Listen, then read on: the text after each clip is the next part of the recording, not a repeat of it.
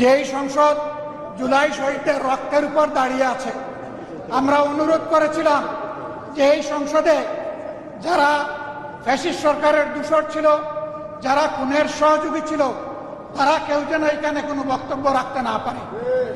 এই প্রেসিডেন্ট 3টা কারণে অপরাধী, যার বক্তব্য এই মহান সংসদে আমরা শুনতে পারি না। প্রথম কারণ হচ্ছে তিনি সমস্ত খুনের সহযোগী ছিলেন। তার আমলে যে খুনগুলো হয়েছে, একটা খুনের বিরুদ্ধেও তিনি শাসক গোষ্ঠীর প্রতিবাদ করেন নাই। সেই খুনে তিনি কোনো ব্যবস্থা গ্রহণ করেন নাই। প্রেসিডেন্ট রাষ্ট্রের অভিভাবক হিসাবে তিনি জঘন্য অপরাধ করেছেন রাষ্ট্রের নাগরিকদের প্রতি। দ্বিতীয় কারণ ছিল, আপনারা জানেন, আগস্ট মাসের 5 তারিখ 24 সালে তিনি জাতির উদ্দেশ্যে ভাষণ দিয়েছেন। সেই ভাষণে তিনি বলেছিলেন যে তিনি ফ্যাসিস্ট প্রধানমন্ত্রী পদত্যাগ করেছেন এবং তিনি তা মঞ্জুর করেছেন।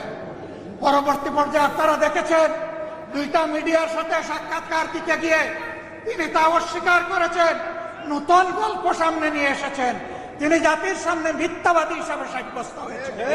3 নম্বর অপরাধ তিনি করেছেন, তিনি নিজের হাতে অর্ডিন্যান্স সাইন করেছেন। এই জুলাই অভ্যুত্থানের পরে ফেব্রুয়ারির 12 তারিখ নির্বাচন হবে। নির্বাচনের পরে যারা নির্বাচিত হবেন তারা 2টা ক্যাপাসিটিতে নির্বাচিত হবেন। তারা সংস্কার পরিষদের সদস্য হিসাবে নির্বাচিত হবেন এবং তারা একই সাথে সংসদ সদস্য হিসাবে নির্বাচিত হবেন। একই দিনে উভয় শপথ একই ব্যক্তি পড়াবেন।